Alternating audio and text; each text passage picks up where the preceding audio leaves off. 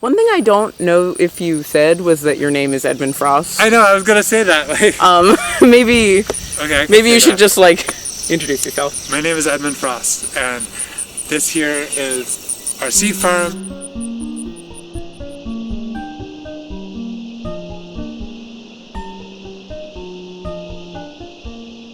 The operation here combines seed production and research and breeding, and also growing crops that we want to eat.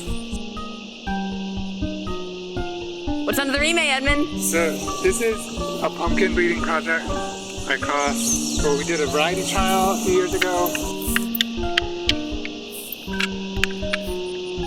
Cucurbits are the family of plant that includes cucumbers, squash, melons, gourds. They're vining plants. It's what I mainly work with. I love the way they grow, the way they vine. There's also just a big need for regional focused work with cucurbit plants. The shot of you and a field and you're writing things down, it looks very seed breedery. Yeah, great.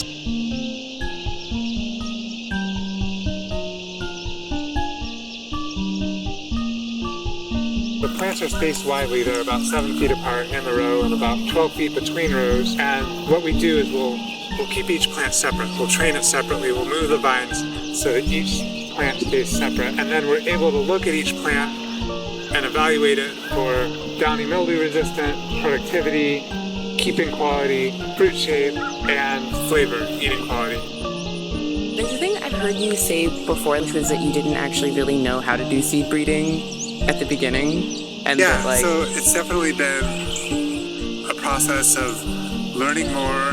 Yeah, when I started, I was just like, I'm gonna grow these things together. It seems like they have complementary attributes, and maybe it'll start a project. Sorry. Couldn't think of another way to say it. Yeah, I got into seed breeding because I realized that there was a big need for better cucurbit varieties that could withstand downy mildew and that are adapted to the south. See how this one's a little bit wider and shorter? That's one of the things I'm interested in with this project, because one of the parents is semi-bush. Look at that color. I like that. I don't know why. I'm hoping to be able to find squash that are green and squash that are orange out of this little mix here. I like to take a step back and think about how all the plants that we eat and that we work with and that we grow and that we have relationships with, where they came from and how that came about.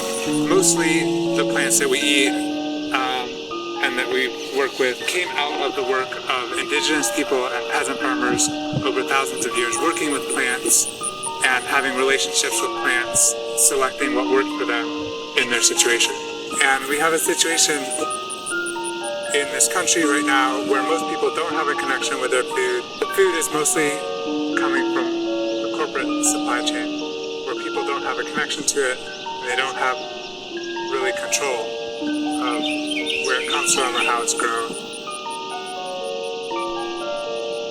It's an integral part of food security and food sovereignty to be saving your own seeds and working with the genetics over multiple years and not having to rely on corporations for that. That's part of what I'm doing here, is really wanting to do the work on a seed system that's based on open pollinated that allows people to have connection and control over the plants they grow and the seeds that they work with.